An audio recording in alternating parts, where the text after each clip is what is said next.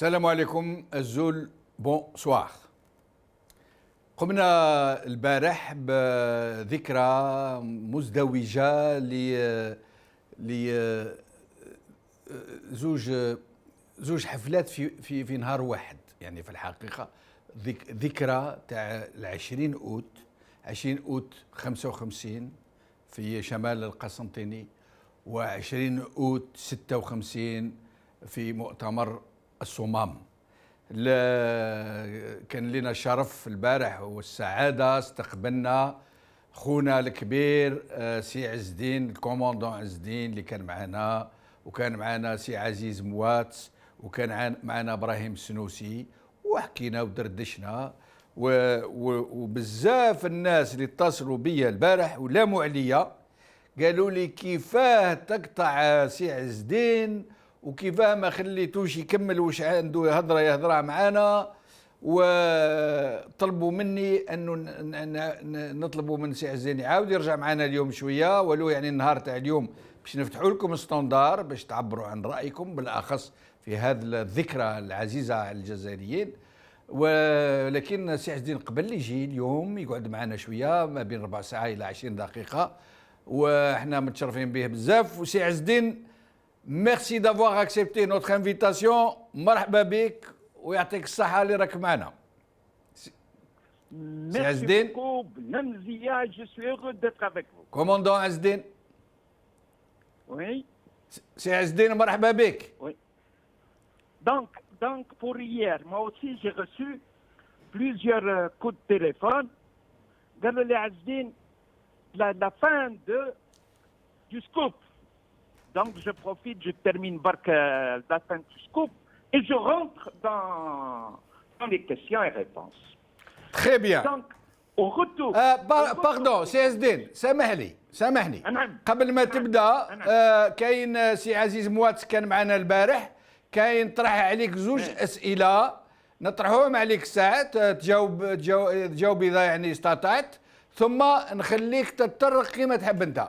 مالا نسمعوا دابور سي عزيز مواتس يطرح عليك السؤال الاول، ماذا بك يعني كون تقدر سي عز الدين جاوبنا يعني بسرعه باش من بعد يكون عندك الوقت الكافي باش تنجم تتطرق للنقط اللي حاب تتطرق اليهم.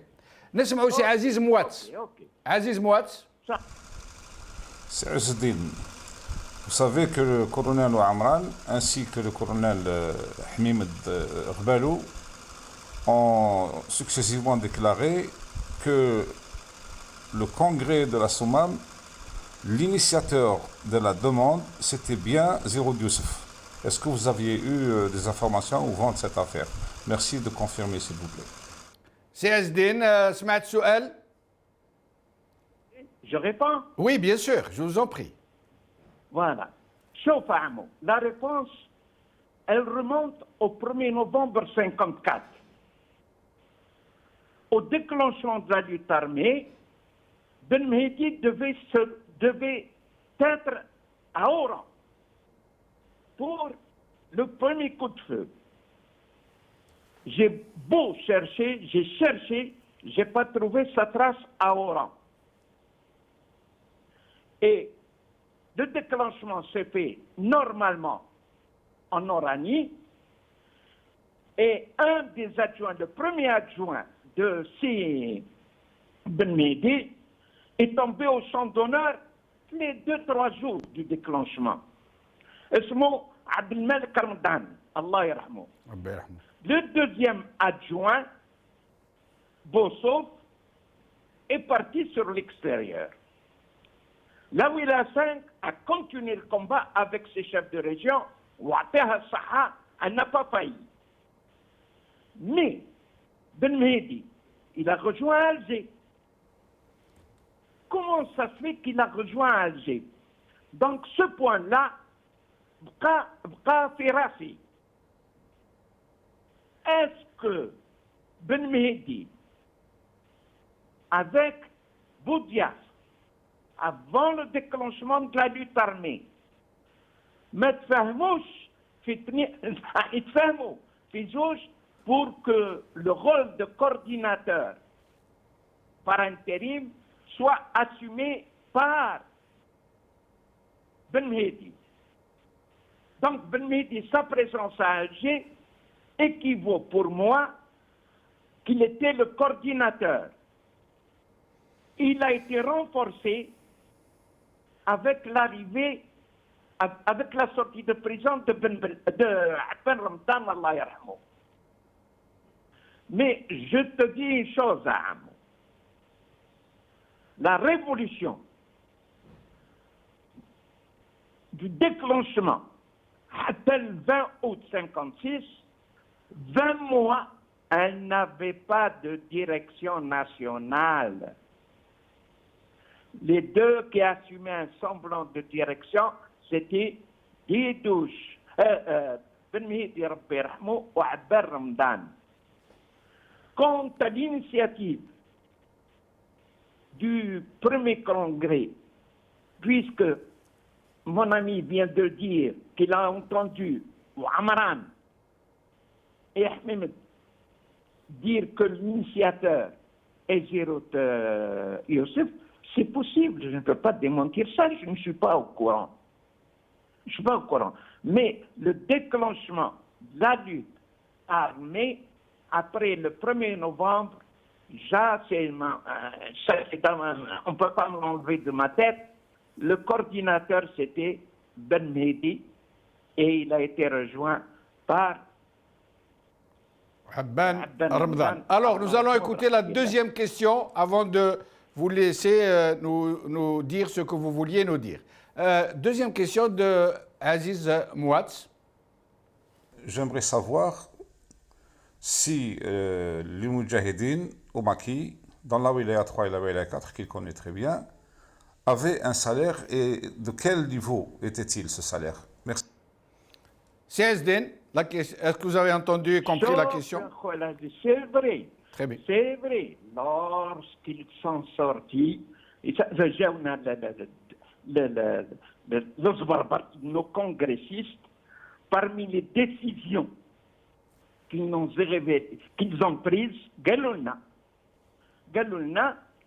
il y a aussi la solde par Moudjahidine, les grades, comment ils doivent être faits les grades, l'organigramme qui a été décidé au cours du congrès par l'ANN, comment l'ANN doit être organisée, et ils nous ont parlé des soldes. Des soldes, voilà, le Djoundi, qu'est-ce qu'il doit toucher par mois? Ça a duré chez nous en wilaya 4, peut-être 1 mois ou 2 mois. On a touché un semblant de solde, je ne me rappelle même pas. Quand on touchait, on les donnait la jaise, les narfom, ou là, c'était vraiment à rien du tout. Nous étions pris en charge de A à Z. كاينين الجنود كانوا يخموا كيفاش قبل ما يطلعوا للجبل كيفاش يرقدوا كيفاش ياكلوا كيفاش ما يجوعوش الدنيا. Avec l'ANN, avec l'organigramme, avec la révolution, ils étaient pris en charge de A à Z. كي تكون كي ما يكونش كي نشبعوا كاع كي نجوعوا كاع. فهمت؟ Alors les achats qu'on faisait, c'était surtout pour les dames de rasoir, pour se raser. Et avec ça, par exemple, le commando, j'avais 2 coiffeurs, pour les cheveux et pour la barbe. Donc nous étions pris en charge, jamais, Mahadrana, à la solde d'abord à la théorie. On ne touchait plus, solde. Voilà. Très bien. Maintenant, je vous laisse vous exprimer. Vous avez toute la latitude pour choisir le sujet dont vous vouliez nous entretenir. C'est Azdin. Tfaddal. Beaucoup m'ont appelé, Kadoli Azdin, tu n'as pas fini ton scoop. Voilà, exactement. Alors, quand les congressistes جاوا ودارونا اجتماع في الزبربر. Moi, j'étais là-bas, j'assumais l'intérim là-bas, responsable de poste. Donc, le MONA, où ils nous ont expliqué les décisions qui ont été prises. J'ai parlé hier la primauté du politique sur le militaire, de l'intérieur sur l'extérieur, la création des assemblées populaires, l'organigramme de la LN, etc. etc. دا يفهمونا وبعد كده قلنا مبروك علينا مبروك علينا مبروك علينا الاستقلال. On a gagné l'indépendance. تخلعنا gagné l'indépendance نستناو on attendait la suite. Et qu'est-ce que c'est on a gagné l'indépendance? Voilà. Aujourd'hui, l'Algérie est organisée de l'Est à l'Ouest, du Sud au Nord. Le peuple algérien sait pourquoi on s'est soulevé et pourquoi il se bat et quel est l'objectif de cette révolution.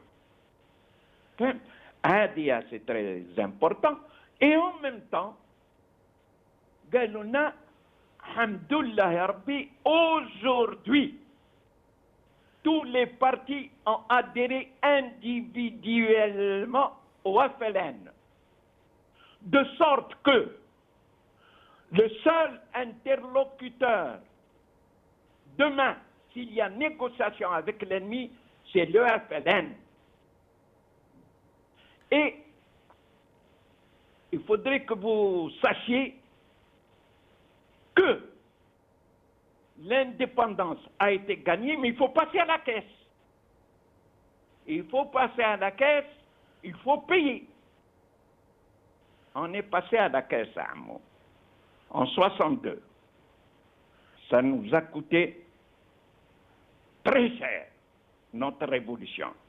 Mais nous la devons à ce peuple merveilleux et à nos shuhada, Allah yarhamhum, brahmatillah. Si Azedine, Rabbi yarham shuhada, une petite question. Donc, ce que vous nous dites, Afrahou, alhamdoulilah, ça y est, jabna l'istiqlal, c'était en 56, juste après le congrès de la Soumam, quand vos chefs sont venus vous rendre compte. Est-ce que ça veut dire, selon vous, qui étiez un acteur de cette révolution, un acteur très important, est-ce que cela veut dire que le congrès de la Soumam a été un tournant politico-stratégique dans la révolution algérienne? Oui, Hammo, c'est un très grand tournant.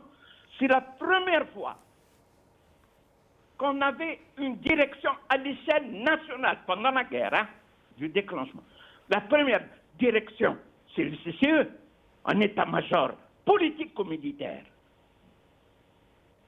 Karim Belkacem, Allah yarhamou brahmatillah, voulait créer le grade aussi de général. Abban a compris que le premier à mériter ce grade, c'était Karim, Allah yarhamou, puisque Ben Boulaïd mat, Allah yarhamou, Dido Shmourad mat. Enfin, c'était le plus en vue pour prendre ce grade. Abban Ramdan ne voulait pas créer une direction bicéphale pendant la Révolution. Il voulait que ça soit en conformité avec les décisions qu'ils ont prises, la primauté du politique sur le militaire. Je vous l'explique une deuxième fois, parce que je l'ai dit hier. Oui. En Wilaya, on a appliqué cette décision à la lettre. Sauf que Waqt Bokorro, Waqt Amran, son premier adjoint, c'était Dhil Slimane, si Sadq. C'était pas si Mohamed Bouguerra, ni Omar Siddiq. C'était si Sadq. C'est pour ça que si Sadq, Kirah Bokorro, c'est devenu le deuxième colonel. Maintenant, Amo, je vais vous raconter une petite anecdote réelle que j'ai vécue. Oui. En 1956, toujours في الزبربر فايتين شكون اللي فات عندنا بن مهدي وعبان الله يرحمهم في زوج qui est-ce qui s'occupait de leur sécurité? Cette mission, دائما qui نكون في الجهة هذيك c'est moi. Donc j'avais une section sur la crête وانايا قاعد بحداهم نقدش كاش ما يحبوا قهوه كاش ما يحبوا هادي كاش ما يطلبوا لي ميها كاش ما يحبوا peut-être j'étais à leur service. Et il y avait Omar Siddiq qui était dans cette pièce-là. Et il y avait une discussion entre Abban et Ben Mehdi. Alors la discussion, grosso modo, attention, c'est pas la lettre, ne prenez pas ça à la lettre, mais Annie Jacob. Qasra binatom, Abban Ramadan était contre, j'ai saisi ça, était contre l'appellation des combattants de l'Aïlen, Moudjahidine. Adia, il était contre, ainsi que le journal Moudjahid. Et il y avait une discussion dessus. Et Wajbou Ben Mehdi, Rabbi Yarhamhum fi zouj. Ben Mehdi قال له, écoute, la révolution est portée par le peuple algérien. Et le peuple algérien est profondément croyant. Le discours que nous portons aujourd'hui et que nous portons devant le peuple et ce que nous disons, c'est المسلمين رانا هكذا والجهاد وعمر بوزوار والدنيا et tout le Bataclan. Abban Ramadan a répondu, Gallo, il y a quelque temps, l'Europe et le monde entier ne savaient pas où se situait l'Algérie. Grâce à notre révolution, tout le monde sait qu'en Afrique du Nord, il y a un pays qui s'appelle l'Algérie qui est en train de mener un combat merveilleux et qui défend des valeurs universelles. Ils sont ni au service de l'URSS, ni du panarabisme, ni de quiconque. Ils sont là, ils défendent des valeurs merveilleuses, et etc., etc. Bon, la discussion a duré. En 1959, عدنا رايحين خارجين عمر الصديق et moi خارجين رايحين لتونس avec le rapport entre nos mains des 4 wilayats qui se sont réunis en 1958 après la création du GPRA.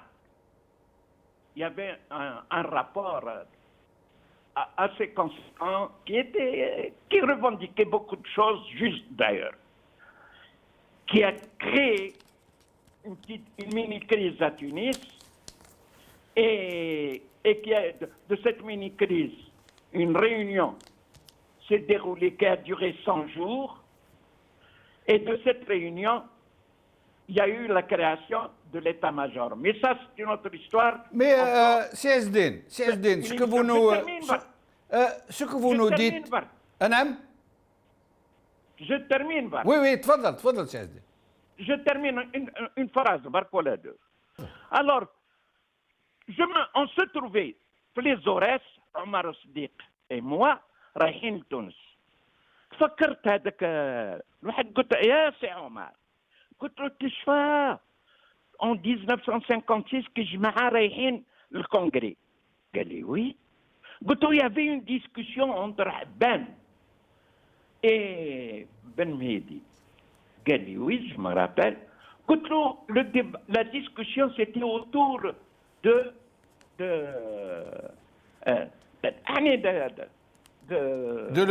l'appellation Moudjahid. Moudjahid et du titre du journal. Oui. Qui est-ce qui avait raison? فهمني. Omar portait une très belle moustache. مثل الموستاش نتاعو قال لي ما فهمتش يا عزتين. قلت والله ما فهمت. قال لي شوف يا عزتين. Imagine que la révolution c'est une locomotive. وهذيك اللوكوموتيف باش تمشي فو دو راي. قال لي الرايه تاع بن مهدي اللي جوست. قال لي الرايه تاع بن رمضان aussi elle est juste. قال nous avons يعني pris cette locomotive هي اللي توصلنا للاستقلال ان شاء الله. هذا ce que je voulais dire. Ce que je voulais vous dire, ce n'est pas une anecdote que vous venez de nous livrer. C'est un fait historique d'une très grande importance. Mais le fait que Abban n'était pas d'accord avec l'appellation Moujahid, donc Shahid non plus, ça dépasse ça, une connotation religieuse. Mais la question que je voudrais vous poser, c'est que Abban Ramadan, Rabbi Yarhamou, c'est lui qui a créé El Moujahid, le journal, et d'ailleurs le premier numéro a été écrit, tapé à la machine par son épouse Izza Bouzekri Rabbi Yarhamah, qui allait épouser plus tard le colonel de Hilas. C'est possible, Amo, c'est lui qui l'a créé, mais ce que je te dis, Chof, ce que je te dis, je l'ai entendu de mes propres oreilles. C'est pas Kadouli ou la... Oui, on entend bien, mais c'est très important. Vous venez de nous livrer une information historique de très grande importance. Vous en remercions, CSD. Et c'est pour te dire aussi une chose. Chof, Amo. Oui. Qui kharjou. Quand le CCE est sorti, au Hakel Tunis, le siège était à Tunis. Il faudrait qu'on fasse une émission sur ça. Oui. À un moment donné, راحوا من تونس راحوا القاهرة. Voilà le siège au Caire. Parce que au lendemain de l'accord entre les Tunisiens et les Français, Bourguiba a fait pression sur le CCE au cours après l'indépendance interne, parce que les nôtres avaient des contacts avec Salah Ben Youssef au Caire, et il y avait quelques moudjahidines qu'ils appelaient Fellaka, qui se trouvaient encore au Maki et qui ont été recrutés par l'ALN. Donc il y avait pression, Raho. Et lorsque le Caire a voulu faire pression aussi après la création du GPRA, le GPRA est revenu à Tunis et son siège était après à Tunis.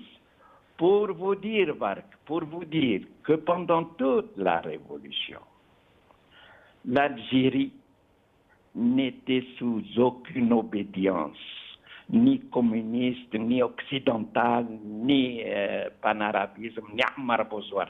L'intérêt, c'était l'Algérie, et ça, c'est à l'honneur de nos dirigeants. Allah yarhamou birahmatillah. Barakallahu fik, Si Azzdine, merci infiniment pour ces informations que vous nous donnez. Ça restera, ce que vous êtes en train de dire va entrer dans les archives nationales de la révolution algérienne. Ce sont des informations particulièrement importantes qui seront saisies, je n'en doute pas, par les intellectuels qui pourraient en discuter, en parler, en débattre de façon apaisée, sereine, pour que nous puissions enfin faire notre catharsis et examiner notre histoire sans haine et sans passion. Commandant Azzdine, merci infiniment, au plaisir de vous revoir.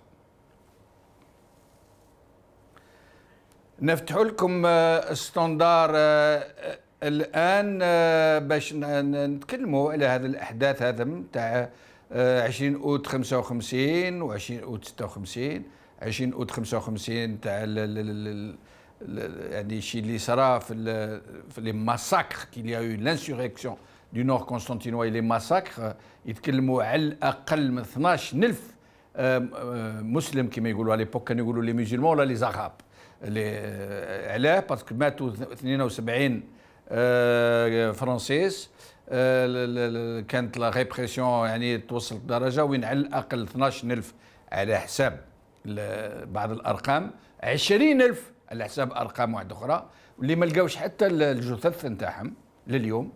ونتكلموا على 20 أوت 56 اللي هي مؤتمر الصمام، اللي كان كما كان يقول لنا كوموندو عز الدين، كانت يعني منعرج تاريخي مهم جدا في الثورة الجزائرية وفيما جاء من بعدها.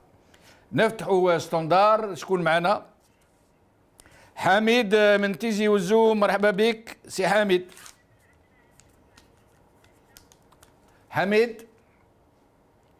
حميد من تيزي وزو. الو بونسوار. بونسوار سي حميد، مرحبا بك. Oui, ça fait plaisir de parler avec vous. Merci, merci. Je voulais apporter une précision très importante. Oui. Ce que je dis, je dirais plus sur l'histoire de Barcelone. Allez-y, je vous en prie. Mon père me disait, c'est l'intellectuel Marwan. Je suis désolé, on vous entend très mal. Essayez de laisser votre numéro au standard. S'ils peuvent vous rappeler, ils vont le faire. Je suis désolé, on vous entend très mal. بوزيد من الجزائر. سي بوزيد مرحبا بك. السلام عليكم الاخ بوشنوف، والسلام على الاحرار في الداخل وفي الخارج. بارك الله فيك وعليكم السلام ورحمه الله تعالى وبركاته. تفضل. يا اخويا بوشنوف، اليوم نخرج شويه على، واعطيني شويه الوقت يا اخويا بوشنوف. اليوم خرجنا الناس الاحرار عاهدوا هذا وحلفوا على المصحف ما يخلوش هذه الثوره هذه تروح هكذاك من الخونه هذو العصابه هذه. وين خرجتوا اليوم؟ وين خرجتوا؟ وين؟ اليوم خرجنا كيما الشمانة في الجيتيه. ايه، وكانوا بزاف حكموا منكم بزاف لا بوليس. داو فاروق، خونا نور الدين، عبد الرحمن، نادير، هادو داوهم هادو. بصح حنا ما داوناش تما من قبل، زدنا طلعنا كيما المسجد الرحمه كيما وثمود داونا. وراهم الاحرار هادو وادو يا اخي. قلنا كلمه واحده وعاهدنا وقلنا في المصحف هذا، حلفنا باللي نخرجوا. وعلاه ما نخرجوش؟ علاه الجزائر نخلوها لهم؟ ما نخلوها لهمش. هذه الثوره هذه كاع الجميع في الداخل وفي الخارج. احنا داروا الفيديو خرجوا في القصبه، وعلاه ما خرجوش الناس منا ومنا في الحومات؟ معليش الحراش باب الزوار خرجوا برجوا منا ومنا، علاه ما تخرجوش؟ احنا ولينا باردين والله. نخلوا الثوره هذه تروح؟ ما نخلوش الثوره هذه تروح. يا ناس خافوا ربي، كانت فيها امين وفيها الاحرار كاع. واش بيكم يا ناس؟ خافوا ربي. رانا نهضروا بصح في الميدان ما ندبقوش. وعلاش نروحوا للبحر ونخلوا الجزائر عندها رايحه؟ خافوا ربي، هذه كاع عماله في رقبتكم. ومدنيه ماشي عسكريه. وتحيا الجزائر وبارك الله فيك. بارك الله فيك سي بوزيد. نتمنى ان خاوتنا واخواتاتنا اللي يسمعوا فيك يجاوبوك، يعني يقول لك علاه ما خرجوش. ومعنا الطيب من خنشله. مرحبا بك سي الطيب. طيب من خنشله. انا الو. اهلا بك سي الطيب. الو بارك الله فيك سي بن. مرحبا سيدي. يا خويا واش راح نقول لك انا؟ العصابه هذه اللي راهي حاكمه راهم هما اللي نحاول الجمعه باش ما يخرجش الحراك. هذا هو، نحاول الجمعه باش ما يخرجش الحراك لا والو، لا الفجر لا والو. قال لك صلوا في بيوتكم. هذا هو نورمالمون. هي من المفروض ما كانش يقول ديمقراطيه وتداول على السلطه وهذوك الغاز هذوك اللي يقولوهم، ما كانش يا حبيبي. نورمالمون هذه الديمقراطيه هي رقب الشعب على نفسه. الشعب هو اللي راقب نفسه بنفسه. هذا ما دارش يا خويا. يقول في الاقاويل ومنها نورمالمون يتنحى. ما دار والو. هاو يهضر ندير وما دار والو. لا ريان فيه. والله ما دار حتى حاجه. خلاص. هي نورمالمون حتى رئيس الحكومه نورمالمون ينحيها تروح دير دي ستاج ونوروب باش يشوفوا لا جيستيون واش هي قيمه لا جيستيون. اذا كان حكومه ما عندهمش برنامج والرئيس ما عندوش برنامج والاخر قال رئيس الجمهوريه وراه نطبق في برنامج رئيس الجمهوريه، ما كاينش منها هذه. خلاص راه ما عندوش برنامج. راهو يديروا فيها نقولوا حاله استعجال. قضايا استعجاليه. هاي هذه هي سي بن شنو. بارك الله فيك سي الطيب. معنا الأخضر من باتنا. مرحبا بك سي الأخضر. خويا جمال، أهلا بك سي الأخضر. مرحبا. أرجوك تعطيني متسع من الوقت برك نعطيك واحد الفكرة. تفضل. إثر هاتيني الذكرياتين، ذكرى 2055 و 2056، أقول لشباب الجزائر: أعتبر وحافظ على هذا المكسب الذي تركوه لنا الرجال الذين ضحوا بكل عزيز ليوصلوا لنا هذه الأمانة والتي هي الاستقلال الذي ننعم به اليوم، ويجب المحافظة عليه والاعتزاز به لبناء جزائر قوية بين الأمم. ولذا أرجو من الوشاة والخاطئين في حق الجزائر العظيمة برجالتها بالأمس واليوم فأتركوا الجزائر فإنها بخير، ودعوا سلطاتها الجديدة ولو كانت ممن سبقوا، لكنها بثوب جديد وبمساعي جد لأجل بناء جزائر جديدة. فحذاري أيها الشباب أن تحذوا حذو الحاقدين الماكرين الذين يعرقلون سير أعمال النظام الجديد للخروج بالبلاد لما فيه الخير إن شاء الله بمؤامراتهم ودسائسهم البغيضة ضد الجزائر. ولولا يقظة المؤسسات الأمنية وسهرها وعلى رأسها الدفاع للحق السيل الزوبة. شكرا سي الأخضر. شكرا. معنا ماذا بينا خوا يعني نكتفيو بالوقت اللي يعني لكل واحد اللي هو دقيقة ونص، باش يعني ما تخليونيش نقطعكم. يعني من الأحسن أن المجموعة لما يلحقوا دقيقة ونص يحبسوا وحدها. معنا عمار من أم البواغي. مرحبا بك سي عمار. السلام عليكم. وعليكم السلام سي عمار، واش راك؟ يا خويا والله نحمد ربي يا خويا، والناس كامله راهي تسلم عليك لهنا يا خويا جمال. يسلم عليهم بالخير ولهنا. والله يا خويا جمال خساره كبيره، اقسم بالله غير خساره كبيره يحكمونا الجماعه هذم. والله اسمع، وكان يحكي معاك الكوموندون عز الدين هذا على الزبربر، انني كنت في الزبربر. ايوه. انني كنت في لابريكاد الخضيريه. والله العظيم انا نطلب من الجماعه هذم اللي راهم مجتمعين في وزاره الدفاع الوطني يعطيونا الحقوق تاعنا. انا مني واحد للزرك اني ما ديتش حقي يا خوتي. شوفوا في الجزائر العاصمه وخرجوا، ولا هنا في الولايات 48 ما خرجوش. يا اخي راكم هم واحد وميزيريه واحده، وباعوا ولادكم للحوت في البحر، ياك مضروبين بعصا واحده. يا خوتي كي تشوفوا ميزان في بجايه ولا خراطه، الجماعه خرجوا، لازم الجزائر كامله تخرج ضد البونديه هذم، وما يلهوكمش بالجامع هذا اكبر مناره في العالم واكبر شعب فقير في العالم. وين راحت الهضره هذه؟ حنا لهنا في ام البواقي اقسم بالله يا خويا جمال احنا في واحد المعيشه يا لطيف. بارك الله فيك سي عمار. سامحني اذا قطعت الكلام. نعرف انا ام البواغي ونعرف المنطقه والبيضاء وخان شلا وعين فكرون وعين كرشه، ونعرف وش يعانيه الناس في الجهه هذيك على بالي. معنا مسعوديه من قسنطينه. مرحبا بك. الو. اهلا بك مسعوديه. مرحبا بك خويا. عايشك خويا. علاه يديروا لنا هكا؟ علاه يخليو بلادنا مليحه نظيفه؟ علاه يخرجوا الحراك؟ يا اخي جا الرئيس جديد، نشوفوا معاه واش يدير واش يخدم. مرحبا به. الو. تفضلي نسمعوا فيك مسعوديه.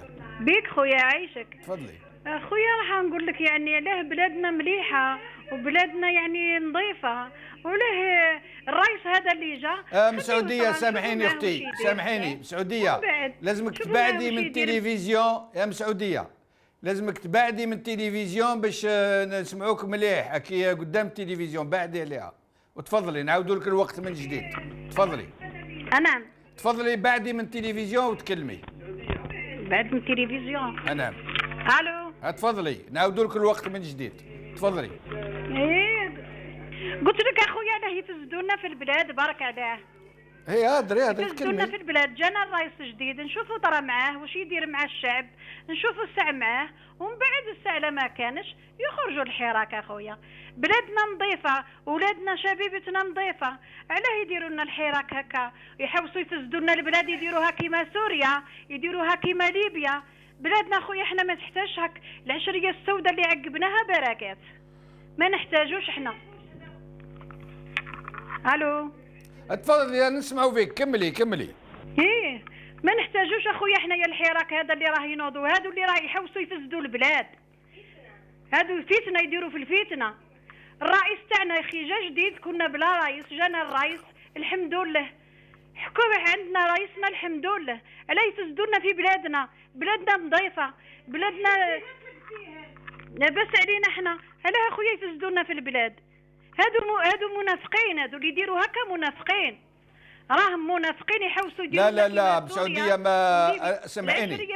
لا مسعوديه عبري بكل حريه، بصح ما تسبيش الناس من فضلك. اخويا ما سبيتش الناس. هاك تقولي منافقين، كش ما كان اكثر من منافقين.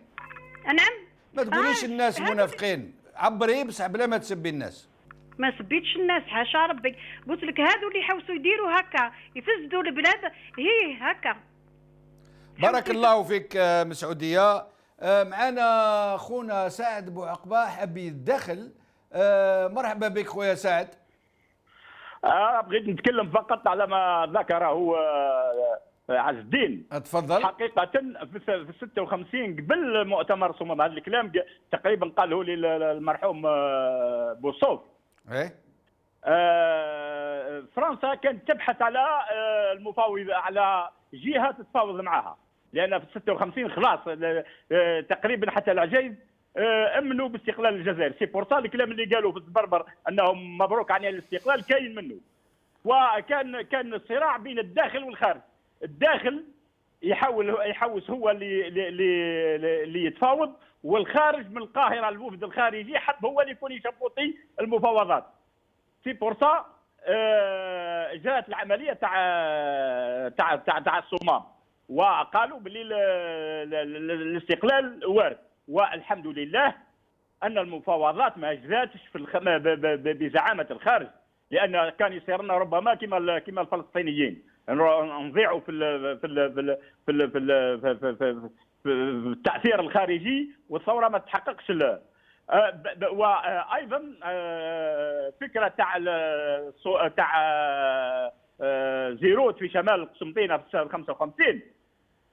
في شمال قسنطينه قدمت للشعب على انها حي العرب الثاني بعد 45. انا امي كانت ترحي برحه للمجاهدين القمح، وتغني الاغنيات تاع حي العرب، كي جا ولاد مسعود عرب السلاح المقدود، هذا يموت هذا يحيى، ومستبدلين في الاعمار وما شابه ذلك. وايضا كنا نجدوا وما نعرفوش حتى اسماء الناس، نجدوا في حنا شباب، انا كان عمري 10 سنين في ذلك الوقت، نجدوا راجل وحيد وهو بن بولعيد والنوري واصحاب الكليه شعلوا النار في الاستعمار وحزوا اغمار في كل نهيه، وما نعرف. خويا سعد مادام راك معنا ولو نحكموك شويه، نزيدوا نحكموك شويه. خويا سعد حبيت نسقسيك. نعم. انا ثاني انا تقريبا نفس العمر انا وياك. بكري نشفى في وقت الثوره كنا نقاوى نحبوا بعضنا، ما كانش عربي وقبايلي وشاوي. واليوم واش صرا بيناتنا اللي ولينا حتى من هذا يعني واش راح نقول، يعني المواقف التاريخيه الكبيره، المحطات التاريخيه الكبيره ولينا نتقابضوا عليها. هذا يقول لك تاع القبائل، وهذه تاع الشاويه، وبرمي نوفمبر خير من صومام، لا صومام خير من برمي نوفمبر. واش صرا بيناتنا اللي ولينا عدنا كيما هكا ما نتفاهموش حتى في الشيء اللي عزيز علينا، وحتى في الناس اللي حرونا وماتوا من اجلنا؟ لان عندك الحق، لان المرض كان صار لنا كي الحوته، مرضنا من راسنا. الان هذا المرض ماهوش موجود في الشعب، موجود في النخب، وموجود في نظام الحكم اللي اوجد هذه النخب ودار هذه النخب، سخر هذه النخب لخدمته بواسطة مثل هذه الأمراض. في القواعد ما كانش موجود، والدليل المادي أن الحراك اللي خرج في عنابة، في قسنطينة، في الجزائر، في وهران، في تلمسان، في الصحراء، في أضرار، في مسكرة، ما يطرحش هذه المسائل. لما نزلت القضية للشعب ما كانش فيها هذه. هذا المشكل تاع العنصرية وما شابه ذلك واللغوية وكذا موجود فقط على مستوى النخب، والسبب هو القيادة تاع البلاد، لأن القيادة تاع البلاد ما هيش في مستوى هذا الشعب. بارك الله فيك خويا سعد، كثر خيرك، يعطيك الصحة. معنا محمد من الجزائر. مرحبا بك سي محمد. محمد من الجزائر. اسمع، انا عندي زوج كلمات برك. تفضل. ناس بكري حاشاك يقولوا يقولوا ضرب. تفضل. الله يسلمك الله يسلمك. نسمعوا فيك. اسمع، ناس بكري واش يقولوا؟ يقولوا حاشاك عزك، يقولوا ضرب الحمار عن خاله ينسى شعير. فهمتني؟ نعم نعرفوا المثال، نعرفوا. هذه واحد اللي يدير كلينوتورا ضربات ويروح عكوش. هما المقصود تاعهم كيفاش يفرقوا الامه، كيفاش ما بقات لهم شويه هنا عندهم بيتيت شوف في هذه التفريقه هذه. وان شاء الله يا اخي، نعم، وان شاء الله يا اخي غير هذه اللي ما تاكلهمش. وزيد حاجه واحده، واللي عنده اللي يحب هذه التفريقه هذه يروح يزوج بنته مع وليده. فهمتنا؟ نعم. ما يواسيش مع الناس، ما يتخلطش مع الناس. راك تسمع فيا خويا؟ نعم نسمعوا فيك، نسمعوا. يروح يزوج بنته مع وليده، هذاك اذا حبيت تكون عنصري يكون هكذا ريح وعدك. بارك الله فيك، بارك الله فيك سي محمد. وكلمة قلتها يعطيك الصحة، يعني في الحقيقة وكما قالها سعد بوعقبة، إلا في النخبة هذا من اللي راهم يجبدوا لنا في الأمور، خاطرش مدارينها سجل تجاري باش كما يقولوا يسرفي فوق الموجة، يعني باش يطلع فاش يطلع فوق الكراهية والحقد، ويوري الآخر باش الناس تاعو يوليو من جهته ويقعدوا ضد خاوتهم. بصح في الشعب الداخل ما كانش هذه، احنا شفناها في الحراك كيفاه يعني خاوة الجزائريين ما يعرفوا لا شرق ولا غرب ولا شمال ولا جنوب ولا شاوي ولا قبيلي ولا عربي ولا كذا ولا كذا. معنا عبد القادر من الجزائر. مرحبا بك سي عبد القادر. عبد القادر من الجزائر. الو، السلام عليكم حبيب شنوف. وعليكم السلام خويا عبد القادر، مرحبا بك سيدي. لاباس حبيب شنوف؟ لاباس خويا يبارك فيك. انا عمي بشنوف باين سقسيك واسمح لي. تفضل. زيد فضلك، ربي دار المساجد كاع تاع المسلمين، كي تروح تصلي ما يقولش هذا تاع قبائلي ولا تاع مزاربي ولا تاع عربي، احنا مسلمين كاع في رحبه. صح. وهذا الناس اللي راهم هذو ما يقول لك راهم مستقلين، والله منا مستقلين. والله منا مستقلين اليوم الجماعه وعند المسلمين، كنا مستقلين. ماشي واحد صحابي يقول كلمه تعطيه 6 سنين حبس، كما هذيك بنت الحركيه هذيك الجوجه عطاتها 6 سنين. وحنا كي تقول لي انا مستقلين، انا شفت على الزلزله في ضربت في مينا ما شافوهمش كاع بالساعه ذاتك وعلى هذيك الماضي اعطاوهم، خاطش على تبون ما يبغيش الشعب الجزائري، خاطر شكون يبغي الشعب الجزائري يكون فوطه عليه، مي ما فوطاش عليه راهم يردوه في الغل كما كان بوتفليقه جا منتقل من الشعب الجزائري فاني تبون، ديجا ذيك الشعب الجزائري يفهم من نهار اللي راح للزاويه مع تبون قال لهم طلبوا ربي هو يجي رايح مورايا، الناس كاع الشعب مازال ما فاقش السيام، وهذيك المره اللي قالت لك بدي كي سوريا، والله الله يجعل سوريا في دارك ان شاء الله. خاطش علاه قلنا انت راكي داير انا عندك فيش حركه ماشي فيش لا لا لا لا لا لا لا لا لا ما تسبوش الناس. لا قول رايك بلا ما تسب الناس من فضلك. الناس اللي يقول لك بدلوا لك كيفتنا هذو قاعد داير لونساج، كان اللي داير اختو كان اللي داير مرتو كاين بيطلعوا التبون يسمح لهم، والشعب الجزائري ما يسمحش، ونقول هذو تاع الجنوب هذو نطلب منهم نقول لهم كي يجيكم وزير باش يهضروا على خدمه ولا شكرا بارك الله فيك. بارك الله فيك سي عبد القادر. معنا رزقي من فرنسا. مرحبا بك سي رزقي. السلام عليكم. وعليكم السلام سي رزقي. مرحبا سيدي. باشرك حبيبي. لاباس خويا يبارك فيك. الحمد لله. فوالا انا ايكوت ما خاطيني لا بوليتيك. داكور. انا في استقلال جافي كو 11 ans. كيما انا جافي كو 11 ans. ايوه نعم نعم. انا بن بلا نهار جا كنا فرحنا به، كنا ما نعرفوش لا بوليتيك. ومن بعد الاخر جا كما يقولوا جاي شالي وزكيه مالي على بومدين. نعم. هذه انا نقولها، نقول لك حاجه، العصابه هذيك والحكومه هذه حبيبي في حجري، هذا يطيح فيه هذا. اي نعم. هايبا. نعم انا نقول الحراك هذا بارك الله فيهم، اللي جانا يحرقوا واللي جانا رايحين للجناب واللي جانا خارجين في العاصمه، بارك الله فيهم.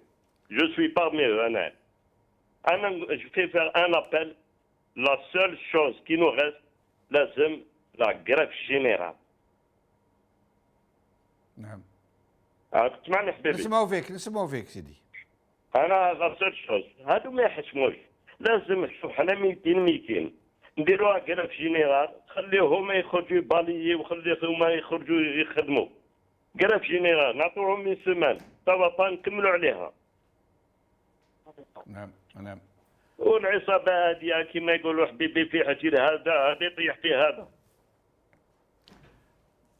بارك الله فيك سي رزقي، يعطيك الصحة. ومعنا صادق من عنابة. مرحبا بك سي صادق.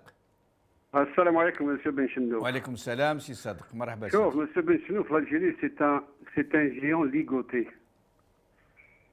Je répète, c'est un géant ligoté. Il y a toutes les potentialités pour que ce pays devrait être parmi les 20 premières puissances mondiales. Malheureusement, la gestion calamiteuse de ce pays nous a conduit, on est incapable de subvenir à nos besoins les plus fondamentaux. La solution, elle est simple. C'est une question de justice, d'un état de droit, la répartition équitable des richesses, la mise en place, c'est les compétences contre l'incurie, contre l'ignorance et contre la médiocratie. Le problème de l'Algérie, c'est la médiocratie qui a été entretenue de tout temps par tous les systèmes qui se sont succédés les uns derrière les autres, et les valeurs universelles scientifiques sont mises de côté au profit de l'intérêt personnel. Et je dirais beaucoup plus que c'est un problème d'honneur que si un responsable algérien se targue de dire je suis un Algérien, qu'il a un passeport algérien, qu'il le cache, il est incapable de dire face aux Français ou bien aux Allemands ou bien à l'Américain, nous ne sommes pas capables d'assurer une connexion Internet correctement. بارك الله فيك. entre les mains. ميرسي سي صادق، يعطيك الصحة، بارك الله فيك. معنا سعيد من الجزائر. مرحبا بك سي سعيد. صحافي جمال، السلام عليكم. وعليكم السلام. تحياتنا لكم ولجميع طاقم أورس تي في ولأحرار الشعب الجزائري في الداخل وخارج الوطن. بارك الله فيك. خويا جمال، والله البارح كي نشوف إخواننا اللي راحوا قصر المؤتمر الصمام، راحوا لإفري باش يخلدوا الذكريات المزدوجة 55 56. في الجانب الاخر النظام والسلطه الفعليه حدث تاريخي كما هذا خويا جمال ما عطاولوش بال. سبحان الله العظيم، شكون اللي يحيا هذا الحدث؟ هو الشعب الجزائري اللي راهم يطالبوا بالنظام الجديد والجمهوريه الجديده. شكون اللي راح تما خويا جمال في الذكرى؟ ناس الحراك اللي مشاو، اما السلطه فكانت غايبه. وغير باش يعني ناكد واش راك تقول، بارح في ايفري في كل المنطقه جاوا الجزائريين من كل ارباع الوطن، جاوا من الشمال من الجنوب من الغرب، جاوا من كل جهه وطريق. تفضل. بارك الله فيك. تفضل. هذا خويا جمال الدليل على هذا وشنو خويا جمال؟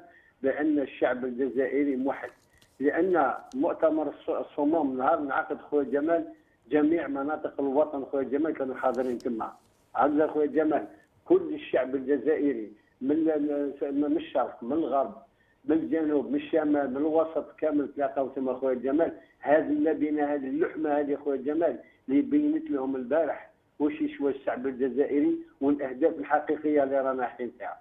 خويا جمال حبيت نرجع لخونا بوزيد على بسرعه بصح برك. نعم بسرعه برك برك الوقت. بسرعه خويا جمال.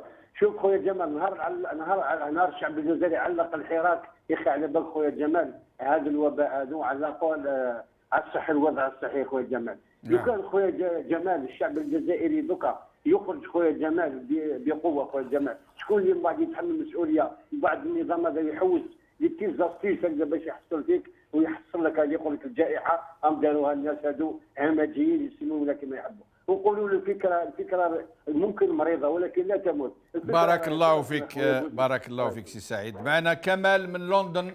مرحبا بك سي كمال. كمال السلام عليكم. انا نسمع فيك. وعليكم السلام. مرحبا انا نسمعوا فيك. كيف حالكم؟ لاباس؟ لاباس خويا يبارك فيك. شوف على كل حال نمد رايي. تفضل. يعني كل واحد الراي تاعو. بيان سور. شوف يعني كل مواطن جزائري يفكر باللي عنده 7 حدود على بلاده بينها تونس ومالي ونيجيريا وموريتانيا والمغرب كاع. راك تسمع فيا؟ نسمعوا فيك نسمعوا فيك. شوف هذا الوقت اللي رانا فيه الان، الوقت اللي رانا فيه هناك صراعات داخليه صراعات خارجيه بين الجزائر مستهدفه. عندما دمروا العراق ودمروا سوريا وتونس والان ليبيا، الانسان الجزائري لازم يفكر عنده حدود امامه ليبيا المدعومه يعني التي تدعم الارهابيين وتجيب المرتزقه من سوريا الى ليبيا بدعم تركي قطري. وحنا واش رانا نطلبوا من الشعب تاعنا؟ لازم يكون واعي، لازم يكون واعي والجزائر مستهدفه، لازم يحضر على بلاده. حنا ماناش نتمناو الجزائري كل جزائري يحكم اخته وامه يقطع بها البحر الى اوروبا والى مكان اخر. حنا ما نتمناوش هذا الشيء. انظر الان ماذا يحدث في سوريا. هم يجيبوا لهم الاكل ويجيبوا لهم ما باليش يعني كما نقولوا. شوف هذا الغرب هذايا كل بارك الله فيك بارك الله فيك سي كمال. شكون معنا؟ احمد من الجزائر. مرحبا بك سي احمد. نعم السلام عليكم الاستاذ جمال والناس الاحرار. ربي يعيشك خويا. السلام عليكم. السي جمال كنت حابب نهضر ديريكت مباشره في الموضوع هذا تاع المؤتمر، ولكن الاخ اخونا كمال هذا اللي يهضر على يعني كما نقولوا التاثير الاقليمي راهو ما باليش غلط ولا راهو يغلط. تركيا راهي مع الشعوب. تركيا اردوغان راهي مع ثوره الشعوب المضطهده من طرف الحكام التابعين للدول الاستعماريه. ما يجيش يغفلنا الاخ هدايا. نقطه الى السطر الاخ جمال. نعم. حبيت نهضر انا على الموضوع هذا تاع المؤتمر الصومال. سي جمال. نعم. مؤتمر الصومال كي داروا مؤتمر الصومال كان فيه ميزان قوه. الرابور دو فورس كانوا فيها المجاهدين كانت فيها القوه وين دابور قدروا يديروه في الصومال تحت حمايه والامن تاع عميروش ب 1500 جندي مسلح. حنا نسخطوه ناخذوا الدرس علينا دوك في الوقت اللي رانا فيه. حنايا باش نديروا الندوه اللي يهضروا عليها لا كونفيرونس هذه اللي يديروا عليها لازم يكون فيها رابور دو فورس. لو رابور دو فورس انا بالنسبه لنا الاخ جمال حنا الحراك هو لو رابور دو فورس تاعنا. يا عباد الله انا ندير نداء للناشطين هذوما يعني المعروفين. نقول بوشاشي طابو بومالا هذا سمير العربي. اذا انا ما كاينش ثقه نديروا من نداء انهم يعاونوا مليح باش يكون الحراك على المستوى الوطن كامل 48 ولايه ولو يبداو ب 200 300 500 واحد، ولكنه لازم يكون له رابور دو فورس والا هذا بارك الله فيك. سامحني سي احمد نقطع الكلام، سامحني لازم نحترموا الوقت لكل واحد كيف. معنا الطاهر من باب الزوار. مرحبا بك سي الطاهر. السلام عليكم سي جمال الدين. وعليكم السلام. مرحبا بك سي الطاهر. تحياتنا تاع الحراك من الجزائر العاصمه. الله وكيف كانت اليوم؟ في الحقيقه انا ما خرجتش على كل حال، مي بون كاين بدايه على كل حال. مي مقارنه كاين بزاف اعتقالات قالوا لنا اليوم. اعتقالات كما يقولوا سي با انكور لو غران ديماراج. داكور. المهم واش حبيت نقول لك سي جمال الدين؟ نعم. زوج نقطات ولا الو؟ لا نسمعوا فيك سي الطاهر. زوج نقطات ولا ثلاثه. النقطه الاولى اهم نقطه يعني من خلال التاريخ نتاعنا les deux événements historiques, par exemple le 20 août 56, il a fallu ce tournant historique très important pour organiser la révolution et la mettre sur les rails, qui m'a connu le commandant Ashdin. Maintenant, avec le Hirak qui dure depuis plus d'une année, c'est ce qu'il faudrait. Il faudrait organiser le Hirak, la révolution, Si on voit un peu ce qui se passe au Mali actuellement, ils ont instauré un comité de coordination pour la transition politique, la transition démocratique. Et je pense qu'il est grand temps, Yanni, d'instituer ce comité de coordination pour la transition démocratique. Bon, le Mali, ils ont eu la chance, il y a eu un colonel qui accompagne. On aurait aimé qu'il y ait eu un colonel ou un officier qui accompagne le Hirak de manière honnête etc. et révolutionnaire. Mais ce ne fut pas le cas. Malheureusement, vous n'aurez pas le temps de le dire. سامحني, c'est dommage, je suis désolé. معنا رابح من الكندا. رابح. السلام عليكم. سلام سي رابح, مرحبا بك. Je suis désolé, ما سي خونا شريف من الجزائر, j'ai été obligé de l'interrompre. تفضل سي رابح.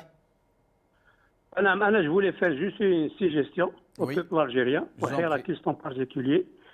C'est le moment de passer à l'action.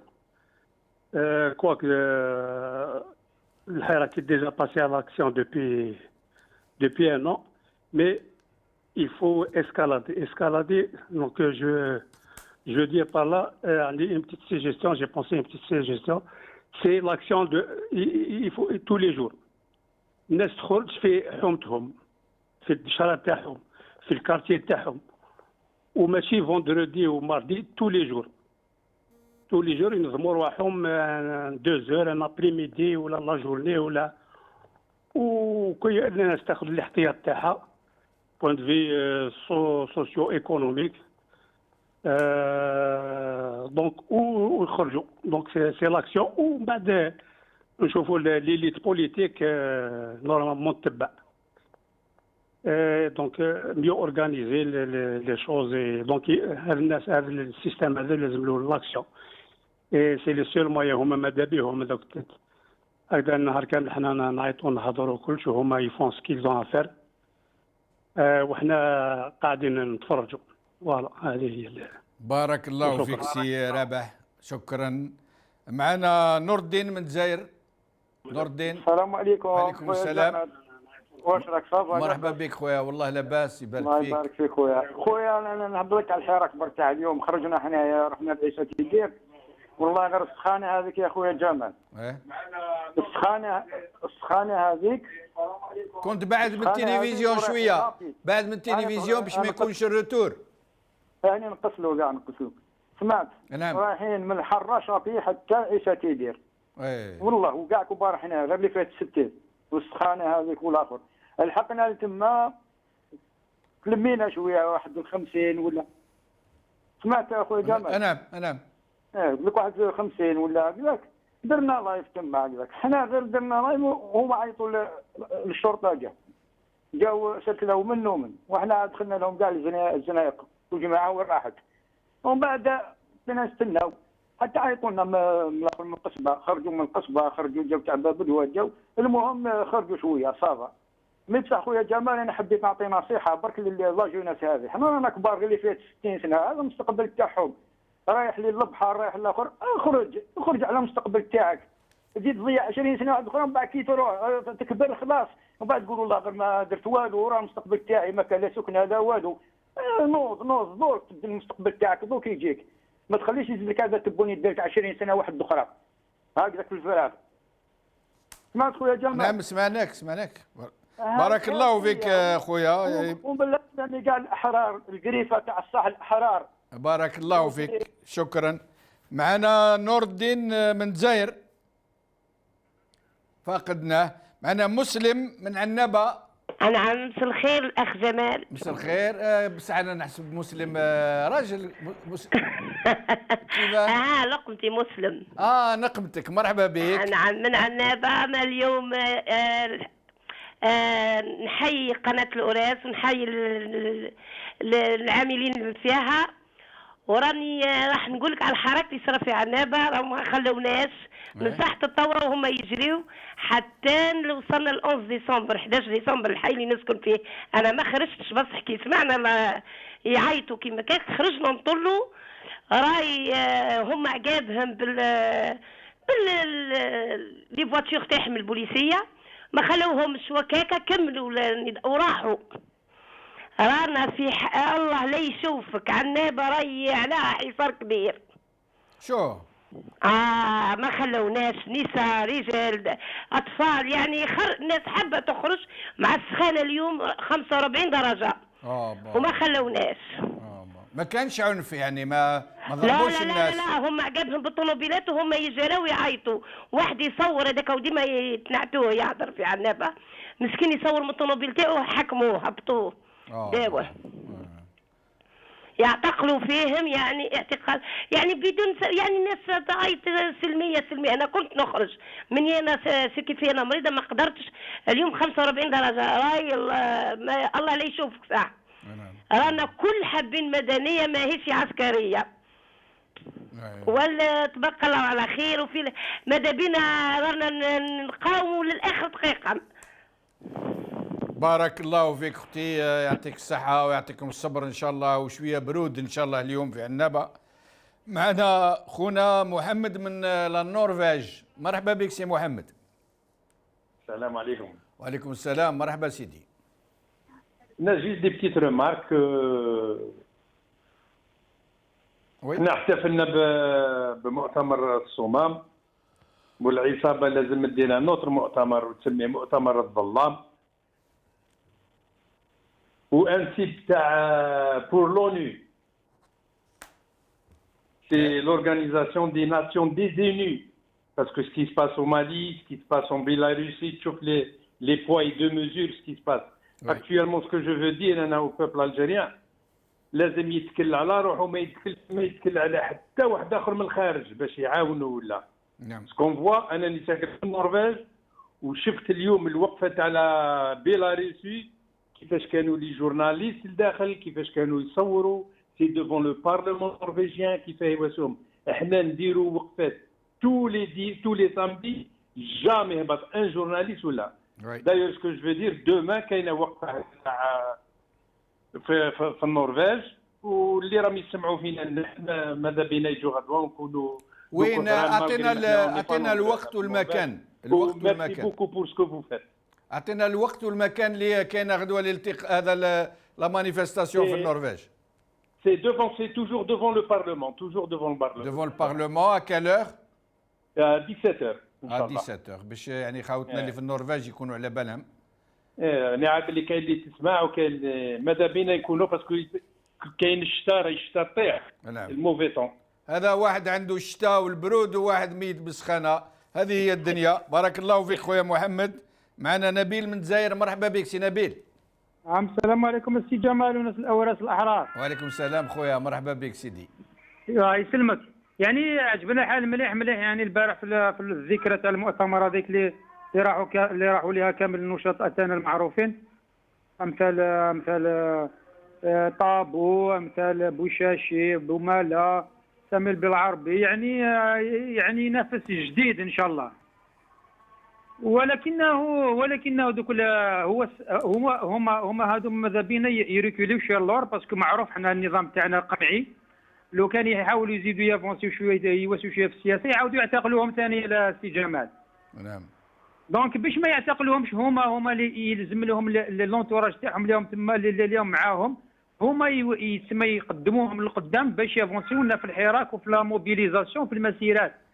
لانه دوك اذا كانت عندنا شويه قوه بهذه المسيرات وبهذه لا موبيليزاسيون فلربما نقدروا نافونسيو، والا بقينا غير يهضروا هاد الناس هادو ما نقدروش نافونسيو، ما كاش قوه.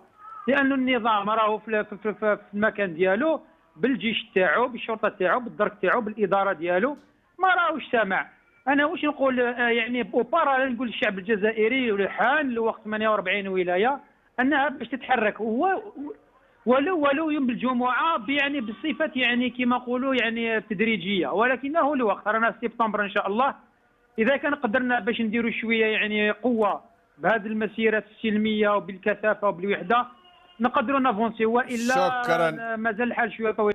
شكرا سي نبيل، بارك الله فيك. معنا سليم من بليده. مرحبا بك سي سليم. السلام عليكم. كريم بليده.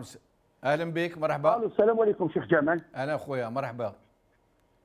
شيخ جمال انا رايي الرينيون تاع مؤتمر الصمام والرينيون تاع لي 22 والرينيون تاع ايفيون. انا جاب لي ربي الراي تاعي انا ومانيش عارفه، شغل مصورين شويه، الناس اللي حضرت تما ما هضرت لناش الحقيقه واش داروا في مؤتمر الصمام، واش داروا في لي 22 واش داروا في الايفيون. هكذا الاخ تمام، انا الراي تاعي ومانيش عارف.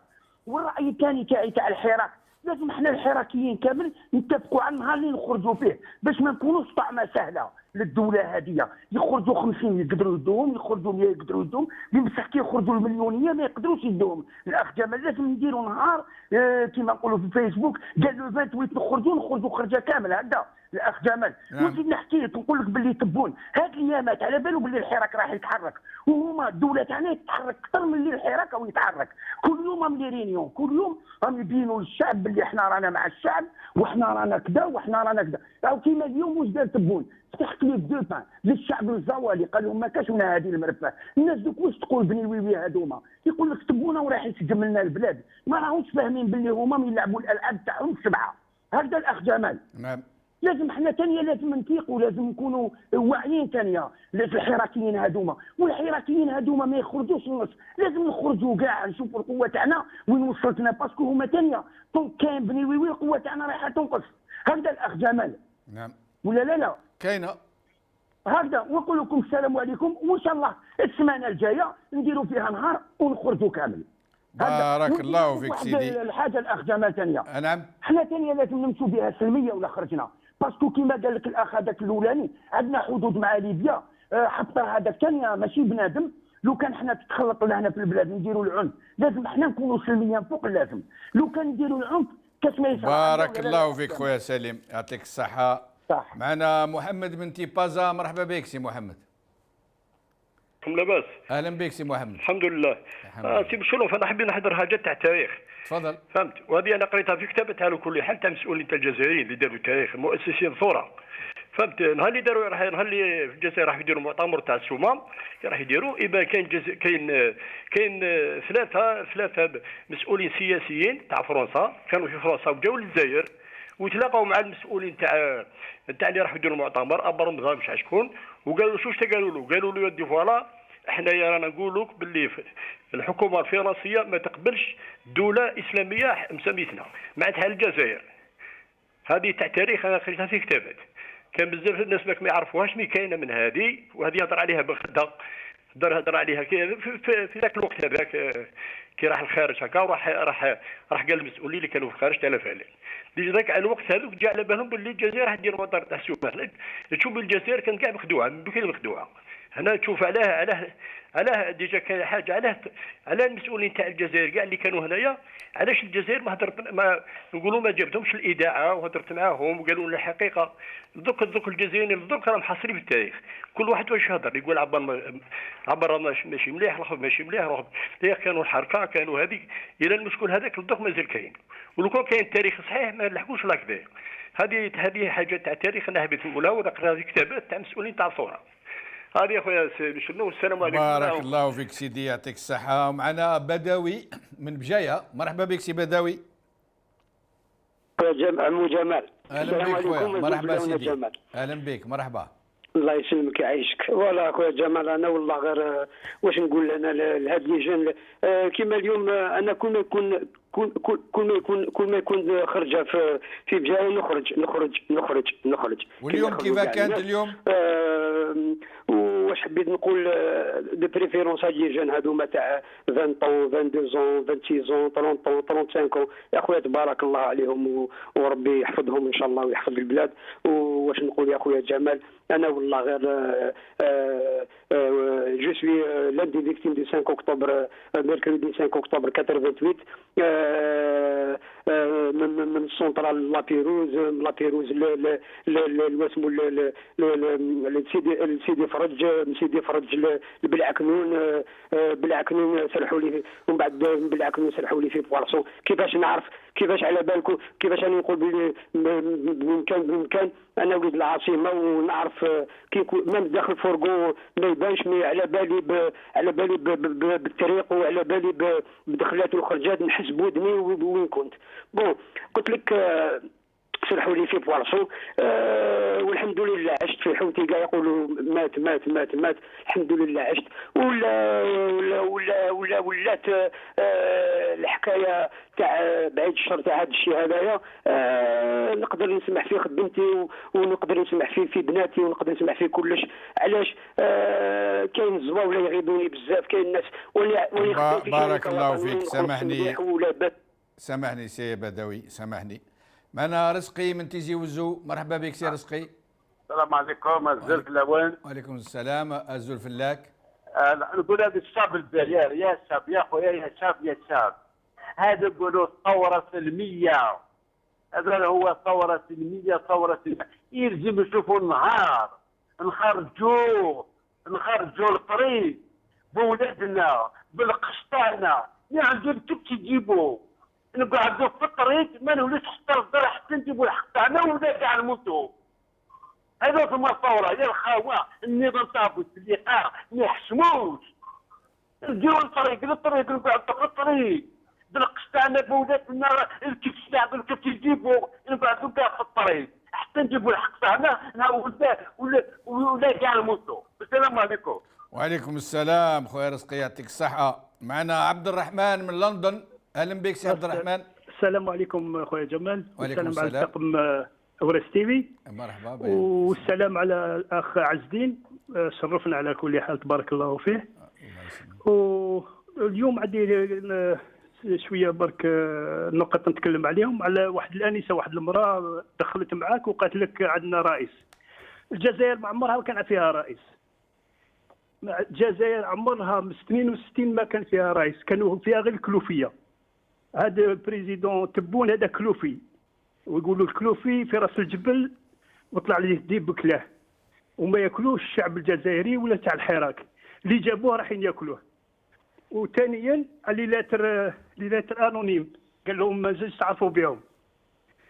سي نورمال الواحد يبين الحق، هما اللي يديوها الحبس نيوي.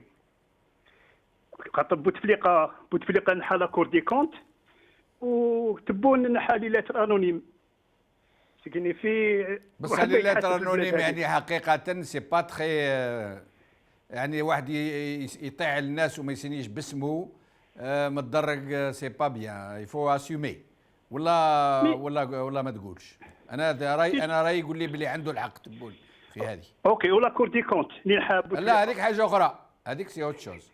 مي لي ليتر انونيم frapper les gens dans le dos sans se dévoiler. مي بصح زغمتي واستعرف يا فيان كريم، واحد بعث له ليتر انونيم اون فرونسي وصابو سي فري سان كريم.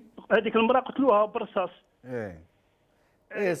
لا هذيك حاجه واحده اخرى، signaler un crime، بصح accuser les gens، les dénoncer، les charger de choses et d'autres. لا بصح تقول مثلا اتونسيون ان كريم بلاصه فلانيه، كاينه مراه وهي مدفونه في بلاصه فلانيه، خاف يعني نعت روح، هذه حاجه اخرى.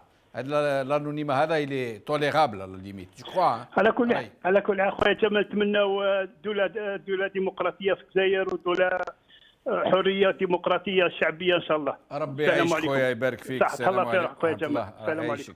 من حميد من بومرداس. مرحبا بك سي حميد. اخ جمال بخير. خير خويا، مرحبا سيدي. خويا جمال واش راك؟ والله نحمد ربي الحمد لله. الحمد لله. يا خويا جمال سامحني. نعم. قريب انا وياك انا المنهج. بيان. بلا ما زلت جن انت يا خويا. لا يا خويا جمال.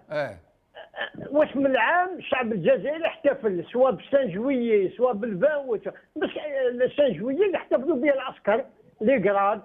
انا نقول لك واش من عام احتفلوا الشعب الجزائري بالبريمي نوفمبر وبال5 جويي، احتفلوا من 22 فيفري. لا انا دوك على بكري يا خويا جمال. بكري ما احتفلوش، هما اللي يحتفلوا. نحاول نقول لك الشعب الجزائري مسكين اللي عنده شغل بريمي نوفمبر ولا 5 جويي يقدروا يشغلوا من العسكر، هما اللي يحتفلوا به. نعم. والله نعم. تفضل. يا خويا جمال، احنا كنا كالشعب بكري كنا نقولوا بلاد مليون ونص شهيد. صح. هذه في 62. نعم. ومن بعد هما واش داروا يا خويا جمال؟ حاولنا تاع بلاد مليون شهيد، بلاد العسكر. ايوي بلاد العسكر. سمعت. بارك الله فيك خويا. بارك الله فيك سيدي، يعطيك الصحة. معانا سامية من تيزي وزو. مرحبا بك سامية. الو السلام عليكم. وعليكم السلام سامية، مرحبا. مساء الخير، مساء الخير اخي جمال. مساء الخير. ستان بليزير نعيط لكم. ربي يعيشك. قناة الأوراق، قناة الأحرار، بارك الله فيكم. راكم تفاجئوا علينا باسكو فوزات لي سال، راكم تعطوا الحرية للشعب باش يهدر. الحمد لله. هذه واحدة، والثانية أنا عيطت برك باش نقول حاجة. بربي إن شاء الله، بربي إن شاء الله الاستقلال، بربي إن شاء الله الحرية، بربي إن شاء الله الحراك ما يحدثش. الحمد لله الحمد لله الحمد لله. اليوم الخرج الشعب الجزائري في كامل الولايات حتى وقليل معليش، سمانة بعد سمانة بعد سمانة، بربي إن شاء الله كيما زعزعنا عرش العسكر نزيدوا نكسروه هذه المرة، ونحوا تبون المزور اللي جابوه العسكر اللي فوطا عليه من 20% حبوا يحكموا في 80% اللي ما فوطاتش وراهي ضد هذا النظام. باذن الله تعالى باذن الله تعالى باذن الله تعالى الاستقلال والحريه. عيط غير باش نقول للشعب الجزائري بلي ما زلنا في الحراك عامين وثلاثه واربعه وخمسه، يا لو كان حنا نموتوا ولادنا ان شاء الله يكملوه. المهم الحريه والاستقلال. وفرنسا بربي ان شاء الله خرجوها والدينا، بابا الله يرحمه كان مجاهد الله يرحمه، خرجوها من الجزائر من الارض، وحنا نخرجوها من الشعب. السلطه ترجع للجزائريين ونحكموها باذن الله تعالى. هذا واش حبيت نقول. بارك الله فيكم ويعطيكم الصحه. اختي ساميه، اختي ساميه، حبيت نقول لك حاجه قبل ما نقول لك بقى على خير. والله العظيم غير تبردي القلب يا خويا. انتوما تبردوا القلب. انا واش نحب الحصه تاعك ونحب الحصه تاع دوب الكانون، يعطيه الصحه ثاني هو لطفي ما شاء الله. التحليل تاعك يعني ما شاء الله، راكم تبردون على قلوبنا. يعطيكم الصحه. ربي يعيشك اختي ساميه، بارك الله فيك، ربي يعيشك. ومعنا خونا سفيان من امريكا. مرحبا بك سفيان. الو السلام عليكم الاخ جمال. مساء الخير. مساء الخير لجميع الاحرار في مرحبا. كل مكان. بارك الله فيكم على هذه الحصه وعلى كل حصه تقدموها على قناه الاوراق. ربي يبارك فيك. الله يحفظك.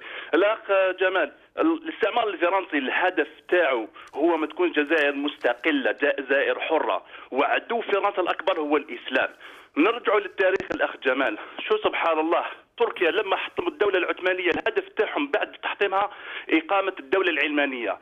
لما فرنسا كانت عارفه انها مش ممكن انها تدوم على الاستعمار، تحاوروا مع تونس وعملوا مفاوضات على اساس قيام الدوله العلمانيه. نفاو لك المغرب ورجعوه الى الحكم على اساس قيام الدوله العلمانيه. عرفوا انه الجزائر فيها احرار اللي يحبوا الاسلام، فحاولوا باي طريقه اقامه الدوله العلمانيه، وعلى هذا الاساس جاء اللي يحطم الحريات والديمقراطيه ويحطم الاحزاب بكل حيه. هو رئيس الراحل هواري بومدين، هو اول من اعتدى على الثوره، هو اول من اعتدى على بيان نوفمبر، هو اللي كسر حريه الجزائريين الى يومنا هذا سبحان الله. ونشوف التاريخ يعيد نفسه. شوف كل الدول المحيطه في البحر الابيض المتوسط كما قلت، المغرب، تونس، تركيا، ما فيهاش سياسات دينيه سبحان الله. وسبحان الله شوف في التسعينات لما الجبهه الاسلاميه الانقاذ فازت بالانتخابات، حطموها باش ما ترفعش كلمه الله، ولكن سبحان الله يريدون ليطفئوا نور الله بافواههم والله متم النور ولو كاره المشركون. شكرا، بارك الله فيك. شكرا، سامحني اذا قطعت الكلام. كانت هذه اخر مكالمه.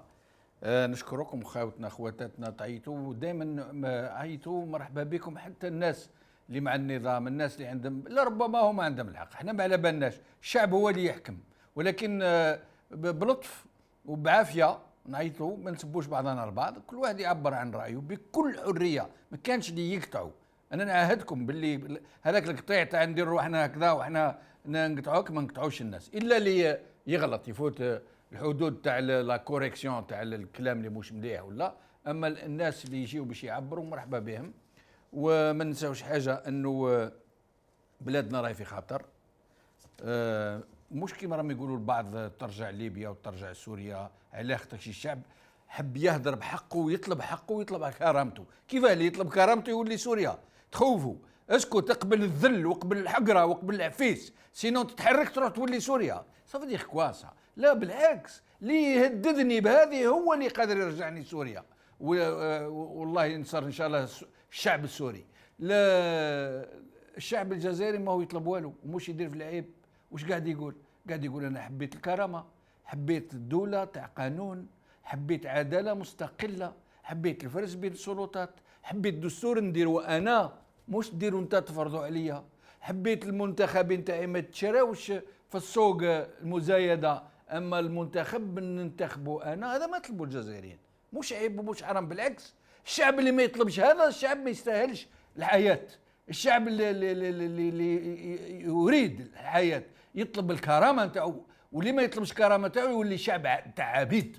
هذه من سي quelque chose de tout à fait légitime que de demander son droit et que de rester unis et que de rester fraternel et que d'aimer l'autre.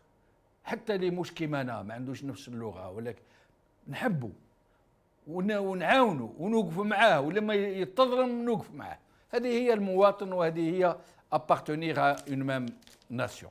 بارك الله فيكم. قبل ما تروحوا كاين صور راح نوريهم لكم في الوقت وين الناس يعني تغرق في البحر، تهرب من بلادها، يعني يهربوا من والديهم من خاوتهم، كاين اللي يدي حتى البيبي تاعو يهرب به.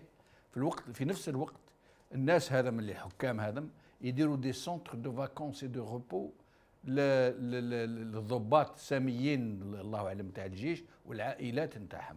ريغاردي وبقاو على خير بسلامه.